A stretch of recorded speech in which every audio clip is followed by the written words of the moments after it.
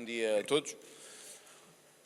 Gostava de, antes de mais, registar aquele que foi o caminho que levou a que, na noite passada, uma série de dirigentes europeus, a sua maioria, tivessem optado pela designação do antigo Primeiro-Ministro António Costa para o exercício de funções no Conselho Europeu. O Chega não mudou nem mudará a sua posição por causa disso.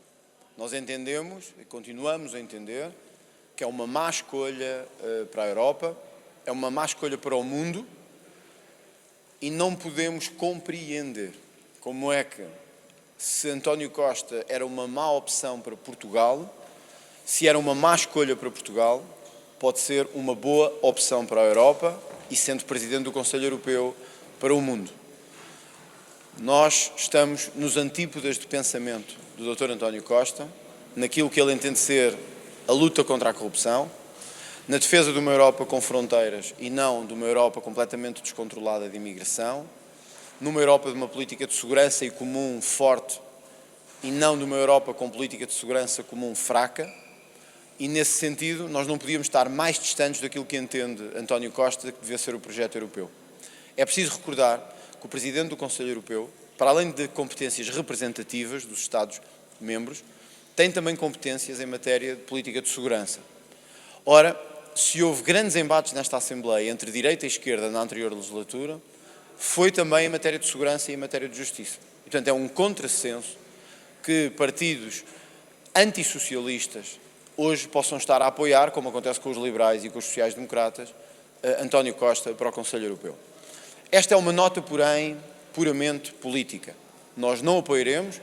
Queria saudar aqui o facto da Primeira-Ministra italiana, Giorgia Meloni, já o ter dito também, de forma muito clara, e o grupo do ID, o grupo da família política à qual o Chega pertence, não apoiará, aliás, rejeitará firmemente esta indicação, que, porém, conseguiu alcançar uma maioria e, como tudo indica, será efetivada nas próximas horas. É isso mesmo. Compreendemos que não deviam ser assim manifestadas, porque, como digo, no exercício de funções políticas importantes de relevo, como é o caso do Presidente do Conselho Europeu, o que está em causa, muito mais do que a pessoa ou a sua cor partidária, são as políticas que defende. E, portanto, eu diria o mesmo se Paulo Raimundo fosse nomeado Presidente do Conselho Europeu, ou se Mariana Mortágua fosse nomeada Presidente da Comissão Europeia, ou se Rui Rocha se tornasse o Presidente do Parlamento Europeu. Isto não tem a ver com as pessoas, que eu respeito, que eu cumprimento, pelo alcance dos seus objetivos pessoais, mas a política é mais do que isso. E, portanto, se passámos anos a dizer que António Costa era um péssimo governante, que não governava bem sequer o nosso país, como é que representará bem um dos maiores territórios do mundo, o território mais rico do mundo, com o maior poder económico do mundo, e que só militarmente tem equiparação com os Estados Unidos da América. É uma responsabilidade muito grande que eu gostava de ver em alguém que tivesse as ideias certas em matéria de defesa, porque, repare, é um bom exemplo. António Costa foi dos primeiros ministros do seu consulado onde as nossas estruturas de defesa mais se degradaram. As queixas são absolutas, desde os oficiais aos sargentos, todos. Há degradação da estrutura militar.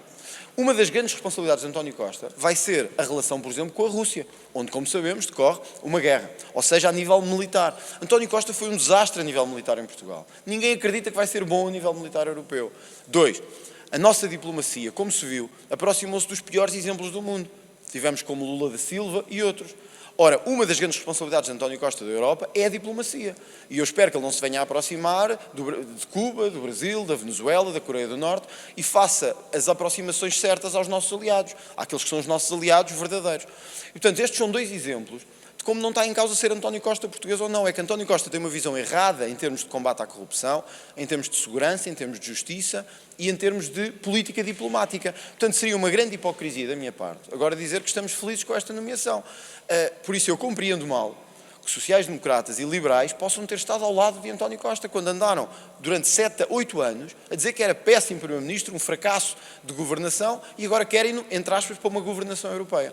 Nós não alinhamos nisso, para nós é uma má decisão, não obstante, volto a dizer, a António Costa, enquanto pessoa, saúde e desejo das maiores felicidades. Não tive ainda a oportunidade de lhe dizer, mas dilo-ei certamente, porque uma coisa é a política e são as nossas ideias, e outra é a pessoa. Sabemos que António Costa o queria, era um objetivo que tinha, e isso é outra coisa. Politicamente, acho que é um mau dia para a Europa, e não o deixarei de dizer só porque António Costa é português.